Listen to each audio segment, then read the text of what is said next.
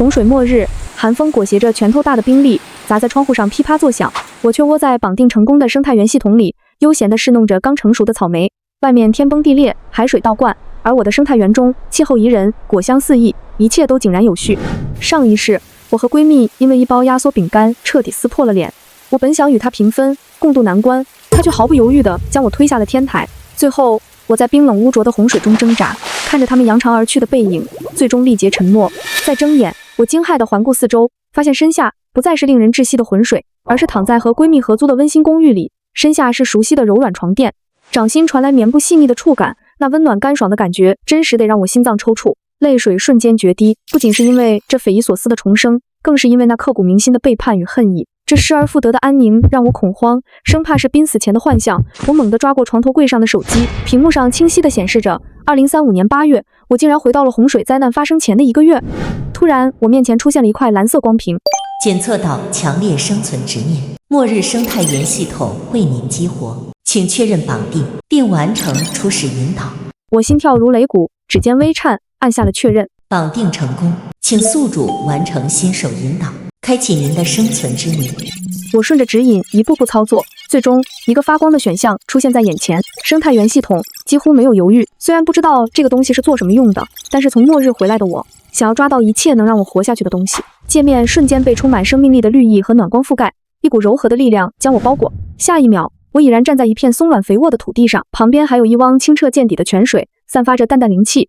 我弯腰捧起一捧泥土，那湿润芬芳的气息做不了假。可是我怎么离开？念头刚起，一个半透明的操作面板便浮现在眼前，上面有着返回现实的选项。我轻轻一点，视野转换，又回到了公寓的床上。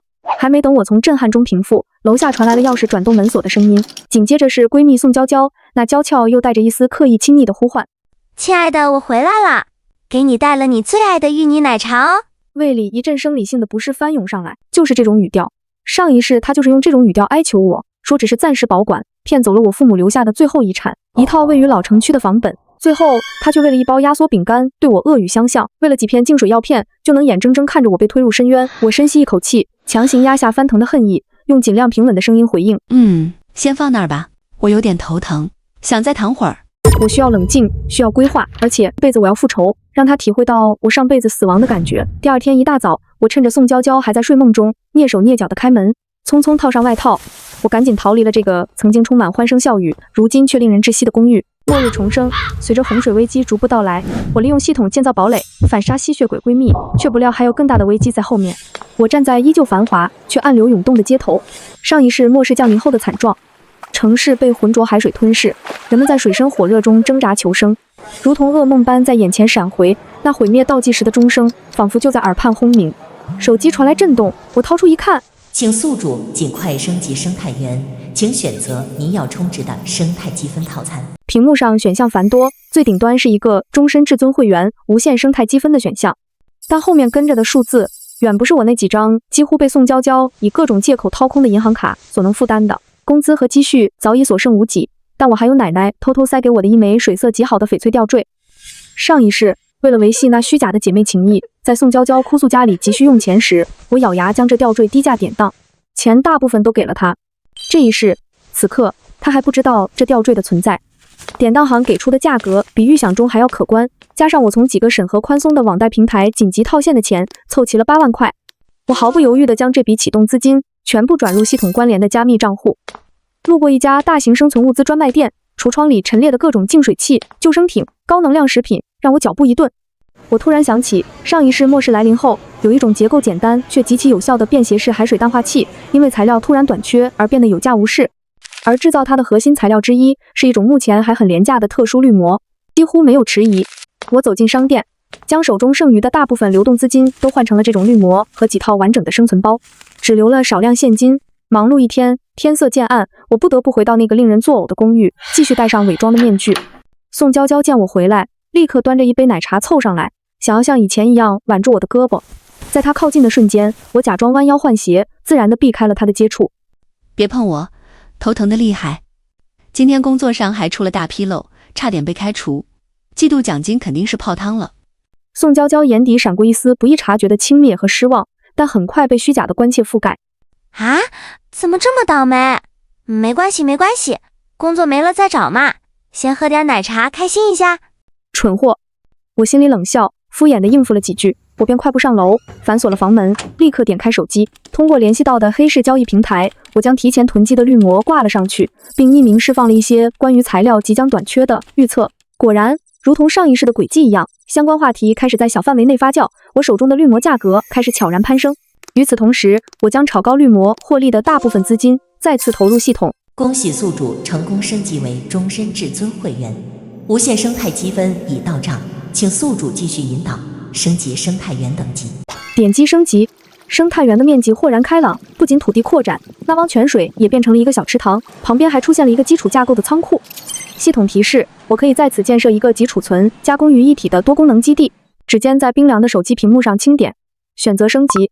末日重生，随着洪水危机逐步到来，我利用系统建造堡垒，反杀吸血鬼闺蜜，却不料还有更大的危机在后面。我的指尖在冰凉的手机屏幕上轻点，选择升级。一股微不可察的暖流似乎透过指尖汇入体内，眼前仿佛有绿色的数据流光一闪而过，生态园的景象在意识中豁然开朗。原本略显局促的空间向外扩张，松软肥沃的黑土地延伸出去，至少扩大了2倍有余。旁边那汪清泉也已变成一个小池塘，水波潋滟，散发着更加浓郁的生机气息。更令人惊喜的是，池塘不远处，一个看起来结构坚固、银灰色金属材质的仓库悄然矗立，门扉紧闭，等待着主人的探索。生态园等级提升至 LV2， 解锁基础仓库，内含初级加气装置3座，解锁新作物，速生土豆耐含小麦，解锁小型禽舍蓝图。温馨提示：需消耗积分操作。系统提示简洁明了，我没有急于进入空间查看，而是强迫自己冷静下来，开始规划这宝贵的1个月。钱暂时不是问题了，利用信息差和系统交易平台，我可以滚雪球般积累更多资金，但时间是唯一的，也是最大的敌人。接下来的日子，我变成了一个高速旋转的陀螺。白天我照常上班，但在宋娇娇看不见的角落，我利用一切碎片时间研究系统，浏览各种生存论坛和资料，整理上一世零碎的记忆。晚上，我以工作压力大，需要安静和接了紧急私活为由，要么早早反锁房门，要么干脆在办公室逗留到深夜。我将公寓里所有属于我且有实际价值又不引人注意的小物件，几本绝版技术书籍和一套未拆封的专业绘图工具，甚至一些品相良好的旧衣物，分批带入生态园，存入仓库。那个初级加工台功能简单，却可以完成一些基础的分解和合成。我将一些废旧电子产品拆解，得到了少量贵金属和有用的电子元件。虽然杯水车薪，但这是一个开始。宋娇娇对我突然的忙碌和疏离显然很不满，试探了几次。亲爱的，你最近到底在忙什么呀？人都见不到，奶茶都不陪我喝了。她嘟着嘴，语气带着惯有的撒娇，眼神却在我脸上逡巡。我揉了揉太阳穴，脸上适当的露出疲惫和焦虑。一个新项目，老板盯得紧，搞砸了就得滚蛋，没办法得糊口啊。我故意叹了口气，而且最近不知道怎么睡眠特别差，有点动静就醒，可能得去看看医生了。他将信将疑，但看我眼底确实有淡淡的青黑，也不好再纠缠，只是抱怨道：那我们说好周末去逛的那家新开的商场。下次吧，下次一定陪你去。等我这个项目奖金下来，请你吃大餐。我画着一张虚无缥缈的大饼，心里冷笑。末日来临，那些光鲜亮丽的商品还不如一块压缩饼干实在。随着资金的持续注入，农场系统的升级速度越来越快。温馨提示：升级至 LV3可解锁实地系统绑定，请宿主选择合适的绑定位置。实地现实版的农场。我沉浸在这份天降的惊喜中，一时难以自拔。但现实的难题很快将我拉回，我该去哪里寻找这样一个合适的位置？上一世的记忆如电影画面般在脑海中缓缓浮现，我努力从中捕捉有用的线索。记忆的碎片在脑海中沉浮，那些位置相对偏僻且结构坚固的建筑逐渐在我脑海中过滤。我努力回忆着上一世在洪水中挣扎时曾短暂攀附或远远望见的那些楼宇。有了！随着洪水危机逐步到来，我利用系统建造堡垒，反杀吸血鬼闺蜜，却不料还有更大的危机在后面。城郊结合部靠近西山方向，有一片废弃多年的老工业区，那里地势较高，远离主要河道，在洪水初期并未被完全淹没。我记得曾和几个幸存者一度占据过其中一栋老旧的仓库，那仓库是几十年前的苏式建筑，墙体极厚，框架结构异常坚固，只是后来因为物资匮乏和内部争斗，才不得不离开。最关键的是，那里人迹罕至，获取成本必然极低。事不宜迟，我立刻以寻找安静创作环境为由，在网上联系了中介，要求是要租用那种足够偏僻、足够大、结构结实的旧仓库或厂房。中介虽然觉得我的要求古怪，但在金钱的驱动下，还是很快给了我几个选择。我几乎一眼就锁定了记忆中的那栋西山仓库。周末，我借口公司团建，独自一人来到了这片荒芜之地。锈蚀的铁门、斑驳的红砖墙，以及院内顽强生长的杂草，都与记忆中的画面缓缓重叠。仓库内部空间挑高惊人，十分开阔，虽然积满了灰尘，但混凝土柱子和横梁看上去依旧牢不可破。这地方废弃快10年了。中介搓着手，优点是够大够结实，缺点是太偏，没水没电。您看，就这里了。我打断他，强压下心中的激动。我搞艺术创作的，就图个清静和空间。签合同吧，我可以付1年租金。手续办得出奇的顺利，或许是因为这地方实在无人问津。拿到钥匙的瞬间，我感到掌心沉甸甸的。这不仅是钥匙的重量，更是我未来生存堡垒的第一块基石。当天晚上，我便迫不及待地再次进入生态园。升至 LV2 后，操作面板上果然多了一个实地绑定的选项，旁边还有一个类似雷达扫描的界面。请宿主抵达预定绑定位置，并确保周围环境相对稳定，即可启动绑定程序。次日，我再次来到西山仓库，确认四周无人后，我深吸一口气，在心中默念：系统绑定当前位置，检测到符合条件的实地环境，开始扫描。结构稳定性优，空间面积符合标准，能量场干扰低，符合绑定要求。是否确认将西山仓库与生态园系统进行永久绑定？绑定后不可更改。不可更改。我有些犹豫，可是时间紧迫，我也来不及寻找更合适的地方了。确认，嗡！一股远比之前任何一次都要强烈的震动从脚下传来，并非物理层面的震动，而是一种源于空间本身的颤鸣。以我为中心，无形的波纹荡漾开来，迅速扫过整个仓库，墙壁、地面、屋顶，仿佛被镀上了一层极淡且肉眼难辨的绿色光膜，一闪即逝。紧接着，我意识中的生态园景象发生了翻天覆地的变化。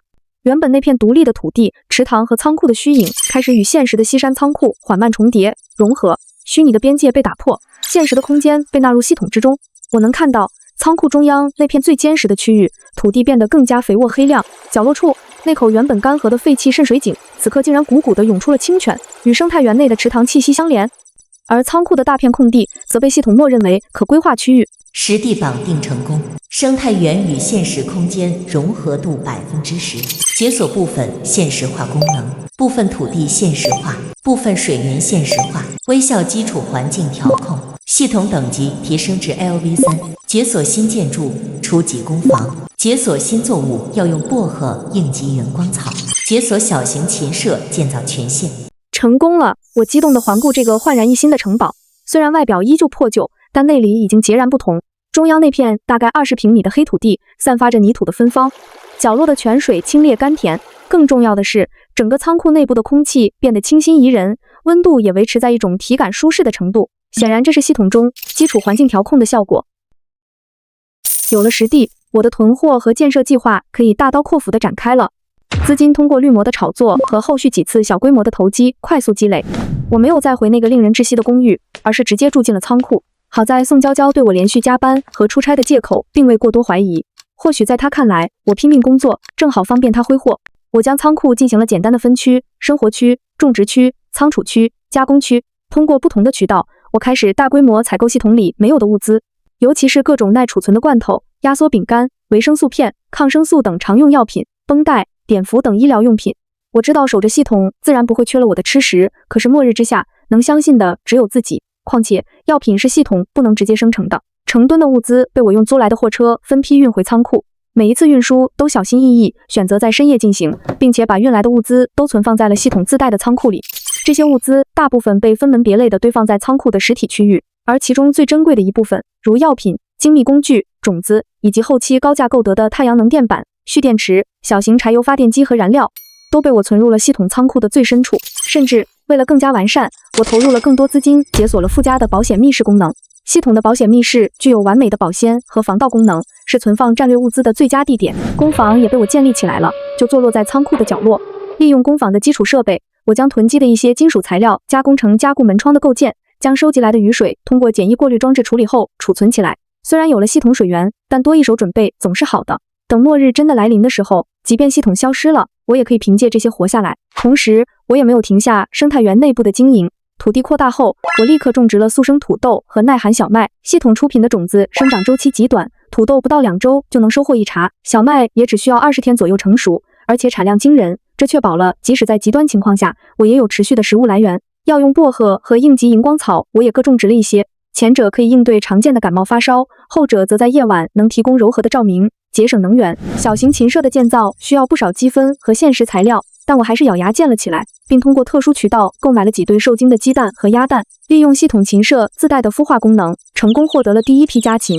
听着幼雏叽叽喳喳的叫声，看着绿意盎然的田地，一种前所未有的踏实感油然而生。距离洪水降临还有最后2周，城市的氛围在不知不觉中变得微妙。网络上开始零星出现关于极端天气、海平面异常上升的专家警告，但很快被娱乐新闻和日常琐事淹没。官方似乎也在做某种准备，但消息控制得很严，普通人依旧沉浸在和平的幻梦中。我知道风暴即将来临。这天，我正戴着口罩和帽子，在一家大型五金店采购最后一批工具和零件，手机突然响了起来，屏幕上跳动着那个让我胃部抽搐的名字——宋娇娇。我犹豫了一下，还是走到相对安静的角落接了起来。喂，亲爱的，你到底在忙什么呀？都快1个月没见你了，项目还没结束吗？你知不知道最近好像有点不太平？我看新闻说，我知道，公司让我们尽量储备点物资，减少外出，你说是不是？公司知道了什么呀？不知道。不知道，我听人说你最近囤了很多物资，你说实话，你到底在做什么啊？我很忙，先挂了，你自己看着办。我知道你在哪，我现在就去找你。我心里猛地一个咯噔，他知道了。就在我担心他真的找来时，他却气急败坏地喊道：“你不在房间。”我松了口气，原来他所谓的知道我在哪里，是以为我会在公寓房间里。我直接挂了电话，不再理他。我不会再做他的保姆，更不会让他有机会像水蛭一样吸附在我用生命和先知换来的生存资本上。倒计时最后7天，城市的气氛明显紧张起来，部分超市出现了抢购潮，瓶装水、方便食品货架被扫荡一空。网络上的留言越来越多，官方终于发布了台风和特大暴雨的紧急预警，并开始组织低洼地区的民众转移。但关于伴随而来的全球性海啸和地质变动引发的特大洪灾，核心信息依旧被严格封锁。我的西山仓库此刻已经彻底变成了一座小型堡垒，门窗都用加厚的钢板和角铁从内部进行了加固，屋顶铺设了太阳能板。虽然功率不足以支持高能耗设备，但满足日常照明和通讯设备充电绰绰有余。柴油发电机和燃料被妥善存放在通风良好的隔离区，仓库内部物资堆积如山，分类清晰。生态园与现实仓库的融合度在这段时间里，随着我不断投入积分和建设，已经提升到了25%。中央的黑土地扩大到了50平米，作物长势喜人，土豆和小麦都已经收获了2茬，库存充足。禽舍里的鸡鸭也开始下蛋，提供了稳定的蛋白质来源。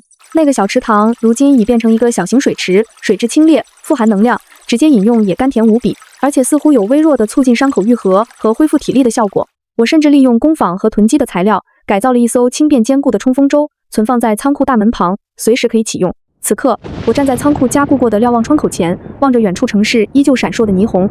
天空阴沉的可怕，乌云低垂，仿佛触手可及。空气中弥漫着一种山雨欲来的压抑气息。手机屏幕上，宋娇娇的未接来电和信息已经堆积了数十条，从最初的抱怨、质问，到后来的惊慌、哀求。你到底在哪啊？外面乱套了，超市什么都抢不到了，水都没有了，你是不是知道什么？告诉我啊，我们不是最好的朋友吗？求你了，接电话吧，我好害怕。我看着这些信息，内心一片平静，甚至带着一丝冰冷的嘲讽。最好的朋友？是啊，最好的，背后插刀的朋友。我最后回复了一条信息，自求多福，然后我将他的号码拉黑了。末世先杀圣母，但我不是圣母，我只是一个带着刻骨仇恨归来的复仇者。不主动落井下石已是我最大的仁慈，可我还是低估了宋娇娇这个人的恶。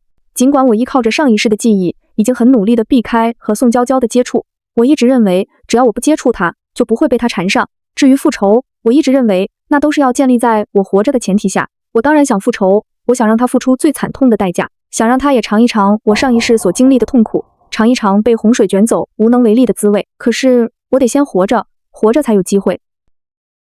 宋娇娇在超市里堵住了我，确切地说，她跟踪我到了超市，我不知道她从哪里开始跟踪我的，但应该不是在仓库那里。我在出门前反复地观察了周围的情况，确定没人之后，我才敢动身。楚楚，真的是你，太好了，你终于忙完了。林娇娇那惯用的虚情假意的话语冒出来，恶心的我直发抖。宋娇娇像快进了水的海绵，死死粘在我胳膊上，指甲几乎要掐进我外套布料里。楚楚，你看，超市都空了，我家里什么都没囤的，水只剩半瓶了。她眼眶红的虚假，语气却带着不容拒绝的理所当然。你肯定有办法的，对不对？你之前囤货，你自己肯定早准备好了，分我点呗，就当救救我。我胃里一阵翻涌，猛地甩开他的手，力道大的让他踉跄了2步。救你？我扯了扯嘴角，声音冷得像冰。如果我需要物资，你会救我吗？我故意抬手看了眼手表，语气急促。我现在要去给公司送紧急文件，晚了要被扣工资，你自己想办法吧。说完我转身就走，脚步快得几乎要跑起来，没回头看他难看的脸色。走出超市很远，我还能感觉到背后那道怨毒的视线像针一样扎在背上。回到仓库，我靠在加固过的铁门后，心脏还在狂跳。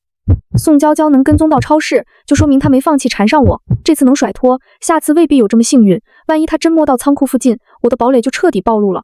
我必须做点准备。我立刻打开系统面板，将刚到账的一笔物资款全部兑换成积分，直接解锁了初级无人机巡查系统和红外感应报警装置。当天下午，3架小型侦察无人机就通过系统实物兑换功能出现在仓库里，机身涂着和仓库外墙一致的斑驳灰色，隐蔽性极好。我操控着无人机在仓库周围1公里内划定了巡逻路线，设置了3重预警机制。一旦检测到人类活动轨迹，先触发无人机的无声跟踪拍摄，再通过系统向我手机推送实时画面，最后激活仓库外围隐藏的红外感应灯。那灯发出的波段肉眼不可见，却能干扰夜视设备，也能给我争取反应时间。同时，我又在仓库大门内侧加装了2道电磁锁，密码只有我知道。原本通风的小窗全部焊上了双层防盗网，网眼细的连手指都伸不进来。甚至在仓库外围的杂草丛里埋了几个微型震动传感器，只要有人踩进警戒范围，系统就会立刻报警。做完这一切，我站在瞭望窗口，看着无人机在灰蒙蒙的天空下无声巡航，心里那点不安终于压了下去。宋娇娇，这一世你别想再靠近我半步，更别想碰我半分物资。我的生存堡垒容不得半点蛀虫。刚调试完设备，手机突然震动，系统推送来一条新提示：检测到仓库东侧500米处有可疑人员徘徊超过10分钟，匹配特征与近期跟踪宿主者宋娇娇高度吻合。我眼神一凛，立刻点开实时画面，屏幕里宋娇娇正蹲在路边的灌木丛后，探头探脑地往仓库方向张望，手里还拿着个破旧的笔记本，不知道在记些什么。我冷笑一声，操控着一架无人机悄悄降低高度，绕到他身后，只要他再往前踏一步，红外报警就会触发。这一次我不会再给他任何靠近的机会。看着监控画面中宋娇娇那鬼鬼祟祟的身影，一股寒意沿着我的脊椎爬升。他果然找来了。虽然不清楚他具体是如何定位到这片区域的，但他的出现本身就是最大的威胁。我不能让他再靠近了。我操控着无人机悬停在宋娇娇后方不远处的树冠中，镜头牢牢锁定了他。他似乎有些焦躁，不停地翻看着手里的笔记本，又抬头望向仓库的方向，嘴里念念有词。他在记录什么？地形、路径，还是我可能出现的规律？但纠结这些都不重要了。我的脑海中只有一个声音，绝不能让他掌握更多信息。我深吸一口气，按下了系统操作面板上一个新解锁的我原本不打算轻易使用的功能——环境模拟初级光学迷彩。这个功能消耗积分巨大，但效果立竿见影。只见仓库外围的空气似乎微微扭曲了一下，原本就斑驳的墙体颜色仿佛活了过来，迅速与周围的山石、枯草背景融为一体。从宋娇娇的角度看过来，仓库的存在感被降到了最低，几乎与山体轮廓难以区分。果然，画面中的宋娇娇揉了揉眼睛，脸上露出困惑和不确定的神情。她举起手机，似乎想拍照，但对着仓库方向调整了半天角度，最终悻悻地放下了。就在这时，我故意触发了离她最近的一个震动传感器，嗡，一声轻微的，仿佛来自地底的震动传来。同时，我通过无人机搭载的微型扬声器，模拟了一声低沉类似野兽警告般的呜咽。宋娇娇吓得猛地跳了起来，脸色瞬间煞白。她惊恐地环顾四周，茂密的灌木在风中摇曳，发出沙沙的声响，更添了几分阴森。她再也顾不上观察，紧紧攥着笔记本，几乎是连滚爬爬地朝着来时的路跑去，背影狼狈不堪。看着她消失在监控范围边缘，我并没有感到轻松。这只是权宜之计，以宋娇娇偏执的性格，她绝不会轻易放弃。这次被吓退，只会让他更加确信我这里有问题，下次再来可能会带上别人，或者采取更极端的手段，必须加快最终准备了。同时，也需要给他制造一些真正的麻烦，让他无暇他顾。我调出系统界面，将剩余的资金几乎全部投入，兑换了大量积分，开始了最后的疯狂建设与囤积。首先是能源与防御的终极强化，我不仅铺设了更多的太阳能板，还利用工坊将囤积的柴油发电机进行了隔音和效率改造，确保在连绵阴雨或者太阳能不足时，仍有稳定的电力供应。仓库的墙壁和屋顶内侧，我加装了一层由系统提供的轻型复合装甲板，虽然不能抵御重型武器的直接攻击，但足以应对常规的冲击和可能的暴力破拆。所有门窗的连接处都换上了超合金的铰链和锁扣。其次是水资源与食物的绝对保障。生态园内的水池通过系统升级，引入了活水循环和深层过滤系统，水质达到了直接饮用的最高标准，且水量充沛。我甚至开辟了一个小型水培区域，用于在极端情况下种植绿叶蔬菜。仓库的实体仓储区，罐头、压缩食品、维生素、盐、糖等基础生存物资已经堆积如山，足够我一个人消耗数年。而系统仓库的保险密室里，更是存放着最金贵的药品、种子、工具以及备份的能源核心。最后是信息与逃生路线。我购置了多台不同制式的卫星电话和军用级对讲机，并配备了信号屏蔽器，防止被追踪或监听。仓库内部，我利用杂物和货架构筑了几个隐蔽的应急躲避点，而那艘改造过的冲锋舟就停放在最容易快速下水的位置，旁边配备了应急物资包，里面是高能量食品、净水器、药品和武器。做完这一切，距离预知的洪水降临只剩下最后3天，城市已经陷入了半瘫痪状态。官方终于发布了最高级别的灾难预警，要求全城民众立即向指定高地撤离。恐慌如同瘟疫般蔓延，街道上挤满了逃难的车辆，鸣笛声、哭喊声、咒骂声交织在一起，秩序正在迅速崩坏。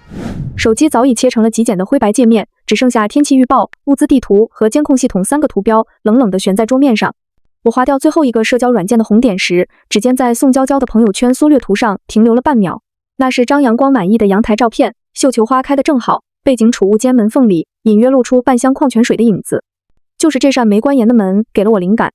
深夜的暗网通道像水渗进沙地般无声无息。我把那张截图调亮锐化，用马甲在7个本地互助群同步推送了锦绣小区3栋2301户囤积清单，附上精心编制的物资表，纯净水80箱，压缩饼干30公斤，连他去年晒过的那批医用口罩都被算作战略储备。在求生论坛的私密板块，我补了条加密信息，确认有太阳能发电设备，阳台疑似种植蔬菜。发送成功的绿光亮起时，窗外正好传来救护车的鸣笛，这是今天听见的第7趟了。凌晨3点，监控画面显示，第一个扛着棒球棍的男人敲响了宋娇娇的防盗门。他猫眼里晃动的惊恐瞳孔被夜视仪捕捉得清清楚楚。到了清晨，门口聚集的邻居已经需要排队，抱孩子的女人，拄拐杖的老人，西装皱巴巴的上班族，他们轮流拍打着那道熟悉的房门，咒骂声透过双层隔音玻璃变得模糊不清，像隔着鱼缸看群鱼争食。他贴在窗上的求助纸条瞬间被撕碎，阳台的绣球花盆被什么东西砸得4分5裂。我关掉监控，把手机塞进逃生包夹层。末日中的液晶数字跳到0小时，远处传来玻璃爆破的巨响。天空不再是阴沉，而是呈现出一种诡异的，仿佛浸透了墨汁的暗红色。狂风呼啸，卷起地上的杂物漫天飞舞，豆大的雨点开始砸落，带着刺骨的寒意。远处的城市灯火在暴雨中明灭不定，仿佛随时都会熄灭。我最后一次检查了整个堡垒，能源储备充足，防御设施完好，物资码放整齐，生态园内作物生机勃勃，禽舍里的鸡鸭也似乎感知到危险，显得有些焦躁，但总体稳定。我关闭了仓库最后一道厚重的内部闸门，将自己彻底封闭在这个钢铁与生机构筑的方舟之内。外界的一切喧嚣、混乱、绝望都被隔绝在外，这里是我的绝对领域。洪水以远超预期的速度和威力吞噬着城市。通过无人机传回的最后几组画面，我看到浑浊的泥浆裹挟着汽车、家具和破碎的建筑物，如同狰狞的巨兽，咆哮着淹没一条条街道。曾经繁华的都市，在短短几个小时内变成了一片汪洋。断电、断网，文明社会的秩序在自然伟力面前不堪一击。我的西山仓库因为地势较高且绑定系统后，地基被无形加固，如同惊涛骇浪中的礁石，顽强地屹立着。洪水在距离仓库大门还有10几米台阶的地方停滞不前，形成了一个相对安全的孤岛。仓库内部，生态园与现实空间25%的融合度发挥了关键作用。内部空气循环系统维持着清新的含氧量，温度和湿度都被调控在最适宜生存的范围。太阳能板和柴油发电机交替工作，保证着基本电力。种植区的土豆和小麦又成熟了一茬，禽舍里的鸡蛋鸭蛋每日都能收获，水池的水清冽甘甜。我甚至利用工坊用收获的薄荷提炼了一些简单的提神精油。安全无虞，食物水源充足，我甚至有时间整理物资，学习系统里解锁的一些基础生存技能手册。然而，平静在末世第10天被打破。无人机的实时画面里，锦绣小区早已被洪水围困。宋娇娇卧室的阳台护栏歪歪扭扭，宋娇娇那件粉色外套挂在断裂的防盗网上，在狂风中像面破败的旗帜。她果然没死，这女人的命向来比蟑螂还硬。检测到目标人物宋娇娇，正乘坐简易漂浮物向仓库方向移动，距离1.2公里。系统提示音突然响起，我挑了挑眉，操控无人机拉近镜头。画面里，宋娇娇趴在一个漏气的充气床垫上，浑身湿透，头发粘在脸上，原本精致的妆容花得像鬼。她一边拼命划水，一边警惕地盯着周围，怀里还紧紧抱着那个破旧的笔记本，想必是记满了她臆想中我的物资清单。很好，终于来了。我按下控制面板上的按钮，仓库外围的光学迷彩瞬间解除，露出加固后的银灰色金属外墙和屋顶整齐排列的太阳能板。同时，我打开了仓库顶部的探照灯，强烈的光束刺破雨幕，直直照向宋娇娇的方向。果然，她看到了，充气床垫猛地一顿，宋娇娇抬起头。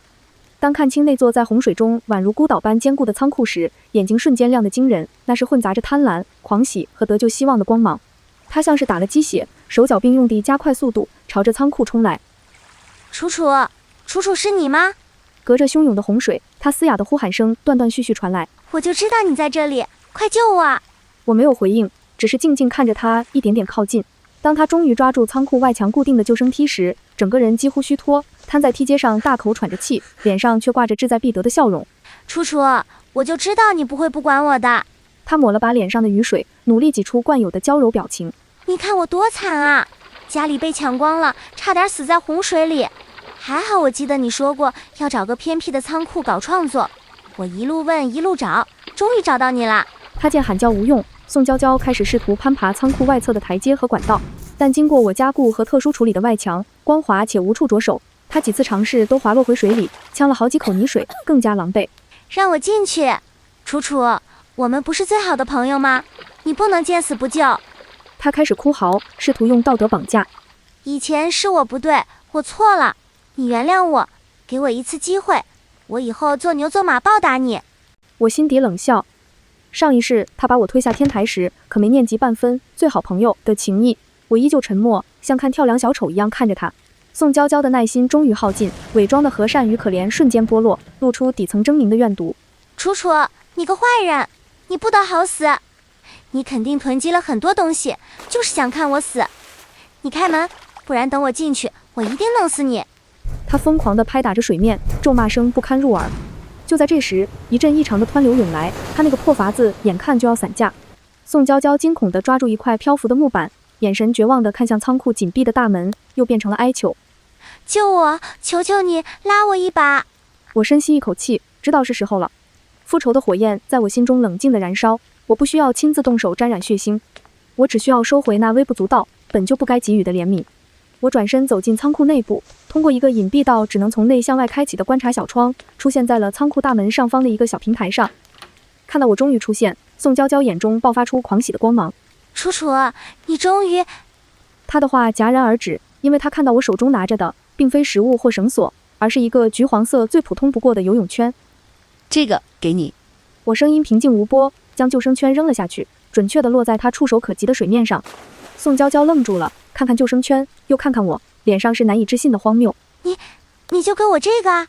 楚楚，你什么意思啊？让我进去啊？宋娇娇的目光死死粘在那只橘黄色的救生圈上，仿佛那是她唯一的救命稻草。可当她抬头，透过我身后那扇半开的观察窗，看清仓库内部的景象时，她脸上的祈求瞬间凝固，继而扭曲成一种极致的震惊与嫉恨。仓库里灯火通明，温暖干燥的空气裹挟着泥土与植物的清新气息溢散出来，与外面冰冷污浊的洪水形成残酷对比。他能看到里面整齐码放的物资箱，能看到那片生机勃勃、挂满果实的翠绿田地，甚至能闻到隐约传来的刚刚烤熟的面包的香气。那是他挣扎在死亡边缘时，做梦都不敢想象的安宁与富足。不可能！他嘴唇哆嗦着，眼睛瞪得几乎要裂开，血丝迅速蔓延。你怎么会？你怎么能有这些？这应该是我的，楚楚，这都应该是我的。他像是被瞬间抽走了所有理智，彻底癫狂。救生圈近在咫尺，他却视而不见，只是用尽全身力气，徒劳地拍打着冰冷坚固的金属墙壁。指甲在特殊处理过的光滑表面刮擦出刺耳又无力的声音。让我进去！你这坏人，你偷了我的东西，你抢了我的运气！开门，开门啊！他声嘶力竭的咒骂，污言秽语混杂着绝望的哭嚎，在风雨中显得格外凄厉又可笑。宋娇娇，我站在高处，声音平静地穿透他的疯狂，清晰地传入他耳中。这救生圈是看在我们过去的情分上，要不要？随你。我的平静彻底刺激了他。情分？狗屁的情分！他猛地抬起头，湿透的头发粘在脸上，状若疯鬼。你算计我，你早就知道对不对？你看着我像个小丑一样挣扎，看着我差点被人抢光打死，你不得好死！楚楚，你一定会遭报应的。他一边咒骂，一边不甘心地再次尝试攀爬，手脚并用，试图在那光滑的墙壁上找到一丝缝隙。然而一切都是徒劳，冰冷的金属和混凝土无情地嘲笑着他的努力。就在这时，一股更猛的暗流裹挟着杂物汹涌而至，狠狠撞在他身上。他惨叫一声，原本就岌岌可危的平衡被打破，整个人被卷离了仓库边缘。求生的本能让他在最后一刻终于死死抓住了那只漂浮的救生圈。不，救我，拉我上去！楚楚，我错了，我真的知道错了。冰冷的洪水呛入口鼻，死亡的阴影终于压过了疯狂的嫉恨。他抱着救生圈，发出凄厉的哀求，眼泪混着雨水横流。我站在平台上，冷漠地俯视着他在浑浊的洪水中沉浮，如同上一世，他冷漠地俯视着我在洪水中力竭沉默。再见，宋娇娇。我轻声说道，转身毫不留恋地关上了那扇观察窗，将他的哭嚎、咒骂和那张因绝望与嫉妒而扭曲的脸彻底隔绝在外。温暖的灯光、食物的香气、安全的壁垒再次将我包裹。窗外风雨声似乎更大了些，其中隐约夹杂着一声充满不甘的尖叫，随即戛然而止，彻底被洪流的咆哮吞没。我走到控制台前，平静地关闭了外部探照灯。仓库内外重归寂静，只有生态园里作物在微光下静静生长，鸡鸭在舍内发出安详的咕噜声。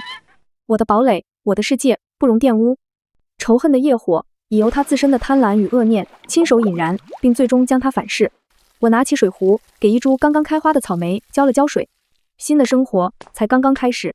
洪水到来的第7天，我穿着便于活动的作战服，腰间别着多功能工具和一把锋利的战术匕首，在仓库内例行巡视。耳边是发电机低沉的轰鸣，外面洪水的咆哮，以及雨水敲打屋顶的密集声响。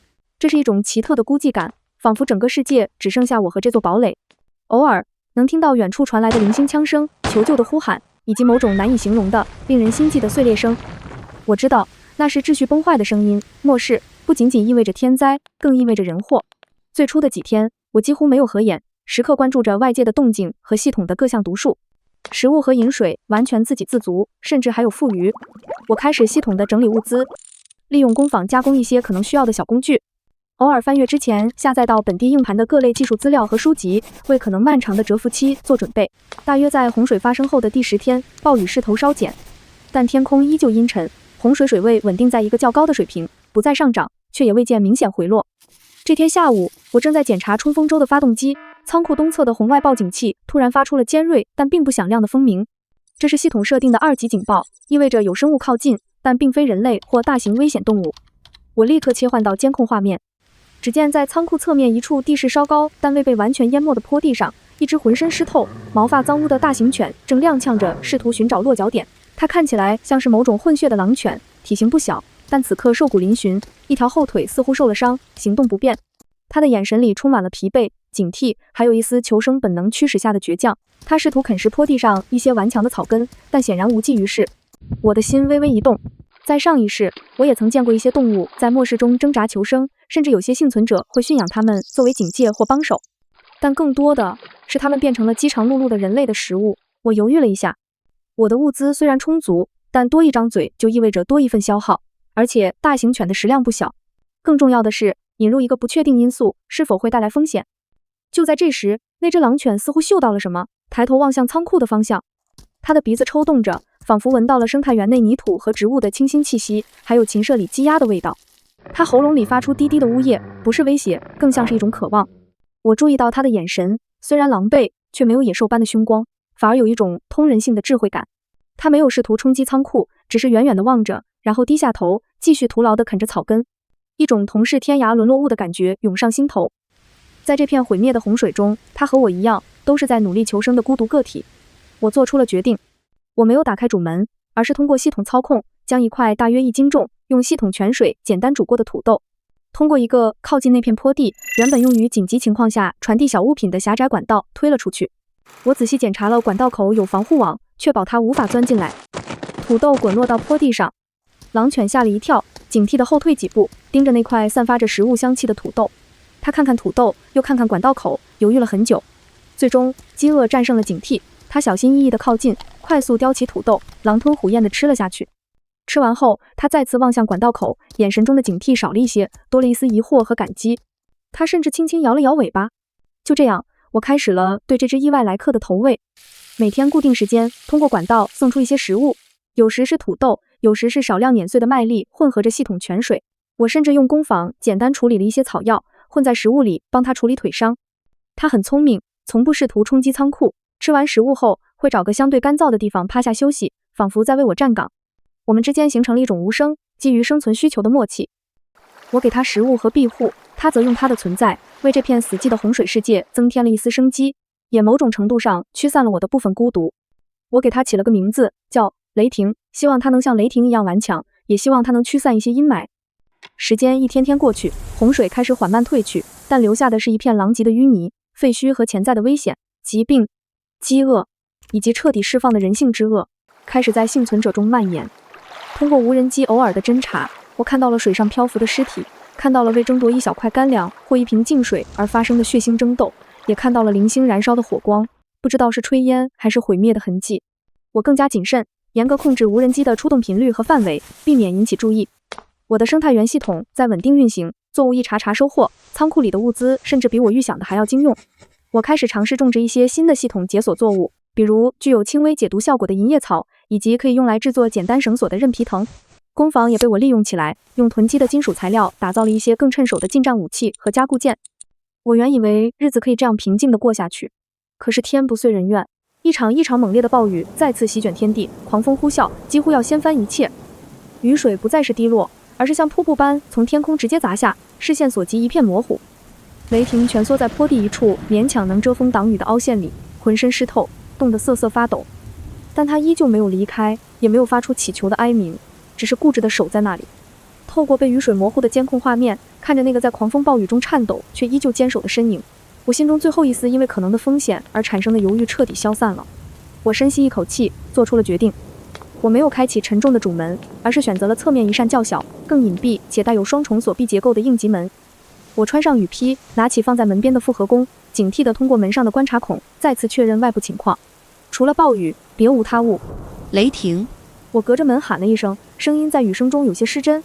坡地上的狼犬猛地抬起头，耳朵警觉地竖立起来，看向应急门的方向。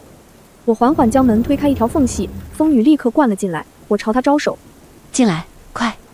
他似乎愣住了，看看我，又看看门内的光亮，犹豫着没有动。他的本能告诉他，踏入一个完全陌生的封闭环境，可能意味着危险。雷霆，进来！我加重了语气，同时侧身让开通道，展示我手中没有武器威胁。也许是这段时间建立起的信任，也许是暴雨实在难以忍受，他最终低吠了一声，拖着还有些不便的后腿，踉跄却快速地穿过雨幕，钻进了门内。在他进入的瞬间，我立刻将门重新锁死，加固。仓库内温暖干燥，只有发电机低沉的轰鸣和外面风雨的咆哮形成对比。雷霆站在门厅的防滑垫上，浑身滴着水，有些不知所措。他警惕地打量着四周明亮的光线，整齐的货架和空气中弥漫的食物与植物的清新气息，身体微微紧绷，但没有表现出攻击性。别怕，这里安全。我放下复合弓，尽量让声音显得平和。我拿出早就准备好的旧毛巾和一大盆温水。过来，你得先弄干。他似乎听懂了我的意思，或者仅仅是感受到了我的善意，慢慢放松下来，顺从地让我用毛巾擦拭他湿透的毛发。他的身上很脏，毛发打结，但在清理之下，能看出他原本应该是黄褐色的毛皮，体格确实相当雄壮，只是长期的饥饿让他显得瘦削。我仔细检查了他后腿的伤口，愈合情况良好，但还需要时间。我拿出工坊制作的简易外伤药粉，重新为他上药包扎。整个过程他都非常配合，只是偶尔用那双充满灵性的眼睛看着我，喉咙里发出轻微的表示舒适的呼噜声。给他彻底清理干净，喂了食物和系统泉水后，他似乎终于确信自己找到了安全的港湾，轻易地用头蹭了蹭我的腿，然后在我指定的一个铺着旧毯子的角落安心地趴了下来，很快发出了平稳的鼾声。就在他沉沉睡去后不久，我脑海中的系统界面突然自主亮起，发出一阵柔和此前从未有过的淡金色光芒，同时一个清晰的提示音响起：检测到符合条件的新生命体犬科狼犬，长期滞留庇护所范围，并与宿主建立稳定信任关系。生命体已进入主体庇护设施，确认绑定程序启动。绑定成功，雷霆已被确认为庇护所镇宅神兽，开始灌注能量进行适应性进化。我惊讶地看到一道微不可察的金色光晕从仓库的某些结构点渗出，如同温暖的溪流，缓缓融入沉睡的雷霆体内。他的身体表面浮现出淡淡的光芒，骨骼发出细微的噼啪声，肌肉以肉眼可见的速度变得更为结实匀称。他原本就高大的体型似乎又隐隐壮大了一圈，毛发变得更有光泽，一些陈年旧伤疤甚至开始淡化消失。最明显的变化是他的爪子和牙齿似乎变得更加坚硬锋利，隐隐泛着金属般的光泽。额头上甚至浮现出一个极其淡，类似古老符文般的金色印记，一闪而逝。进化过程持续了大约10分钟。当光芒散去，雷霆依旧在沉睡，但他的气息变得更加悠长浑厚，一种无形的令人安心的威压感自然而然地散发出来。系统界面再次更新，镇宅神兽雷霆状态健康进化完成初级。能力威慑被动技能，对意图入侵庇护所的敌对生物产生精神压迫，降低其攻击欲望与精准度。能力反击主动技能，当庇护所或宿主遭到攻击时，神兽速度、力量、反应力大幅提升，并可主动对入侵者发动迅猛打击。爪牙附带微弱破甲与撕裂效果。备注：神兽与庇护所共生，其健康与实力随庇护所等级提升而成长，请宿主善待之。我怔怔地看着系统提示，又看了看角落里焕然一新，仿佛脱胎换骨的雷霆，心中涌起一阵难以言喻的激动。我原本只是不忍他在外面淋雨，没想到竟然触发了系统的隐藏功能，让他成为了堡垒的镇宅神兽。这意味着我不再是孤身一人，我的堡垒有了一个强大而忠诚的守护者。我轻轻走过去，蹲下身，抚摸着雷霆变得更加厚实光滑的皮毛。他在睡梦中无意识地又蹭了蹭我的手，喉咙里发出满足的咕噜声。从这一刻起，我和雷霆真正成为了命运与共的伙伴。此后的几天里，我慢慢学着和雷霆相处，甚至开始利用农场里的食物给雷霆自主加工狗粮。在我的悉心照料下，雷霆变得更加强壮，肌肉更加紧实，毛发也更加油亮，甚至等级也快速成长为中级。而我在雷霆的陪伴下，也逐渐的有了生机，和雷霆之间也变得更加默契。有的时候，我只需要一个手势，雷霆就能迅速做出反应。然而，平静终究是暂时的。大约在末世降临的1个月后，一场新的危机悄然逼近。那天傍晚，天空依旧阴沉，我正在记录作物的生长数据，雷霆突然在外面发出了低沉而充满警告意味的咆哮。他平时很安静，这种反应极不寻常。我立刻冲到监控屏前，只见在逐渐暗淡的天光下，一艘简陋由木料和塑料桶捆绑成的筏子正晃晃悠悠地朝着仓库的方向驶来。筏子上有3个人，都是成年男性，衣衫褴褛，面黄肌瘦，但眼神却像饿狼一样，闪烁着贪婪和凶光。他们手中拿着钢管和磨尖的钢筋作为武器，其中一个人指着仓库，兴奋地比划着：“看，我就说没看错，这房子结实得很，根本没怎么进水，里面肯定有货。”另一人舔了舔干裂的嘴唇。这鬼地方居然还能有这么完整的房子，老天爷送饭来了！我的心猛地沉了下去。最担心的事情还是发生了，仓库的存在终究引起了觊觎。那3人显然是有备而来，他们并没有贸然靠近仓库大门，而是谨慎地绕着仓库外围划动筏子，试图寻找任何可能的薄弱点。他们贪婪的目光扫过加固过的门窗、屋顶的太阳能板，嘴里不时发出啧啧的惊叹和更深的贪婪。妈呀，还有太阳能板，里面肯定有电，说不定还有吃的喝的。这墙太结实了，门也焊死了，硬闯估计够呛。找找看有没有别的入口、通风口什么的。雷霆在我身边，喉咙里的低吼一直未停，身体前倾，肌肉紧绷，处于随时准备突击的状态。他额头上那个淡金色的符文印记似乎微微发亮，一种无形的威慑力以他为中心扩散开来。我能感觉到外面那3个人在靠近仓库时，动作明显变得更加迟疑和谨慎，仿佛本能地感受到了某种危险。我深吸一口气，强迫自己冷静。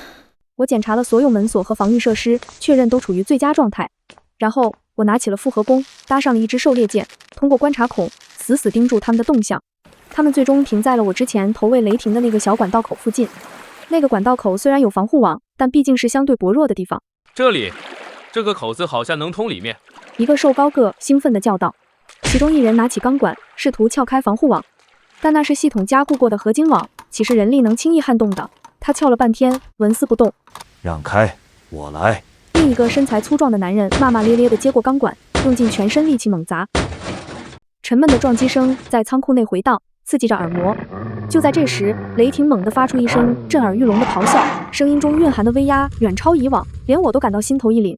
外面那3人动作一僵，脸上同时露出惊疑不定的神色，下意识地后退了半步。粗壮男人手中的钢管都差点脱手。妈呀，什么声音？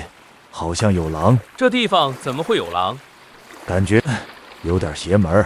恐惧暂时压制了贪婪，他们犹豫着，不敢再继续砸管道。然而，那个粗壮男人很快恼羞成怒。怕个球！就算是狼，困在里面也就是条狗。砸开，里面肯定有好东西。他再次举起钢管，更加疯狂地砸向防护网。另外2人在他的鼓动下，也重新拿起武器，开始对着管道口周围的墙体又撬又砸。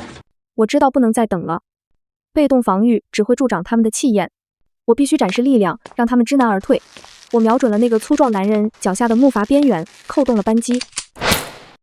箭矢带着力效，精准地射穿了他脚边的一根支撑木料，木屑飞溅，3人吓得魂飞魄散，粗壮男人更是差点掉进水里。里面有人，有弓箭，快退，快退，快退！他们手忙脚乱地划动筏子，仓皇后退了一段距离，惊魂未定地看着仓库。我通过预留的扩音器，将声音冰冷地传了出去：离开这里，否则下一箭瞄准的就不是木头了。我的警告起到了一定的效果，他们不敢再轻易靠近，但却没有离开，而是停留在不远处的洪水中，像猎狗一样徘徊观望，显然还不死心。接下来的2天，他们如同阴魂不散的幽灵，时而靠近试探，时而远远窥视。他们甚至尝试在夜晚利用夜色掩护再次靠近，但雷霆超凡的听觉和嗅觉，以及那种无形的威慑力，让他们的每一次企图都无功而返，反而被雷霆偶尔发出的充满警告的低吼吓得心惊胆战。这种僵持消耗着彼此的耐心和精力。我知道他们是在等我松懈，或者等我资源耗尽，但他们低估了我的储备和决心。第3天清晨，天色微亮，持续多日的暴雨竟然奇迹般地停了片刻。虽然乌云依旧低沉，但能见度好了很多。也就在这时，最糟糕的情况发生了。或许是不甘空手而归，或许是饥饿和绝望驱使，那3人竟然想出了一个极其危险的办法。他们不知从哪里又找来了一些漂浮物，加固了他们的筏子，并且其中1人手里竟然多了一把粗糙改装过的射鱼枪。他们不再试图撬锁，而是直接将目标锁定在了仓库高处的通风窗口。那里虽然也有防护网，但为了空气流通，网眼相对稍大，而且是潜在的突破口。用这个把我射开，或者把里面的人逼出来。拿着射鱼枪的瘦高个叫嚣着，一支粗长的鱼箭带着破空声，猛地射向通风窗口。一声脆响，鱼箭撞在合金防护网上，被弹开了，但巨大的冲击力让网架都微微震颤。我的心提到了嗓子眼。通风网虽然坚固，但也经不住反复冲击。雷霆！